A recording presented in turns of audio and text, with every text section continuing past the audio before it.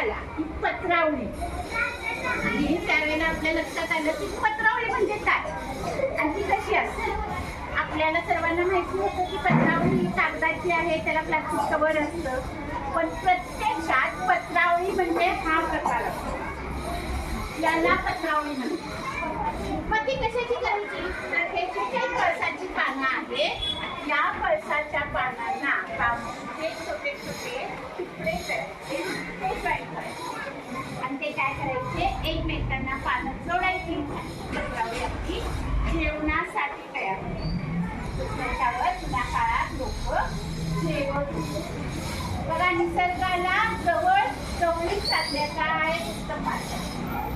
आजच्या ज्या आपण प्लॅस्टिकच्या पत्रावळ्या वापरतो, जरी त्याला म्हणतात, त्या निसर्गात आपण टाकून दिल्या की त्याच्यापासून आपल्याला अनेक दुष्परिणाम भोगावे लागतात. पण या पत्रावळ्याचं कसं, त्या आपण अन्न खाणार, त्याच्यानंतर त्या पत्रावळ्या ज्या वेळेला एखाद्या भांड्यात किंवा एखाद्या बाटलीत किंवा एखाद्या झाडाच्या बुंद्याला टाकल्या तर त्याच्यावर जर पाणी पडलं तर काय होतं, त्या खत म्हणून तयार होतात. कारण ही पानं ही पळसाच्या झाडाची पानं आहेत आणि या पानांपासून या पत्रावळ्या तयार केल्या जातात. आणि प्रत्यक्षात पत्रावळी म्हणजे हेच आहे जे आपण आत्ता आपल्या हातात ठेवलेलं आहे.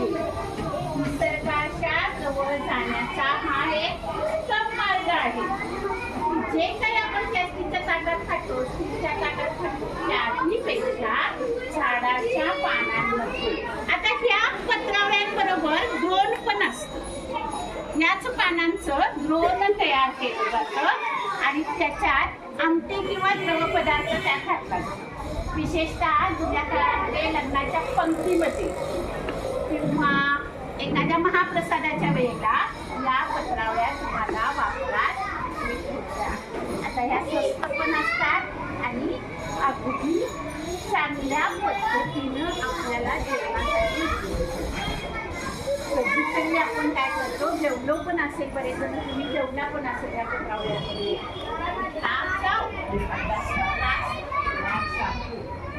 समजलं पत्रावळी म्हणजे काय कळलं. आता उद्या आपण या पत्रावळी जेवायचं, उद्या काय करायचं आहे, आपण या पत्रावळीमध्ये जेवायचं आहे. जेवणाचा मेनू सगळ्यांना माहिती आहे, तो आलाच पाहिजे, होय की नाही. जेवणाचा मेनू भरपूर सांगितला आहे तुम्हाला, जसं जेवढं मम्मीला करायला जमेल तसं ते काय करायचं आहे, तुम्ही तो आणायचा आहे. आपण याच ठिकाणी येऊया आणि इथं बसून मागण्यात छान पंगत करूया आणि या पत्रावळीवर जेवूया. चालेल ना? करेल ना हा बे? हेड बेन एकदा थँक्यू म्हणा.